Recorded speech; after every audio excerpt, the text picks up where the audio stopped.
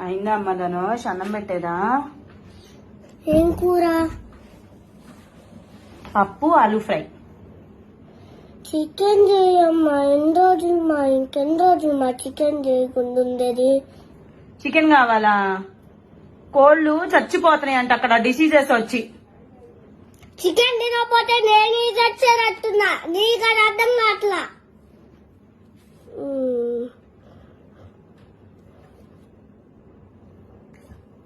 నువ్వు పో అమ్మా. నువ్వు వెళ్ళి తినిపో పప్పు. నాకొద్దులే పప్పు. ఏందిరా అంటున్నా? ఏం లేదులేమ్మా, తినిపో నువ్వు వెళ్ళి. కోళ్ళకి ఇన్ఫెక్షన్ సాగుకొచ్చింది.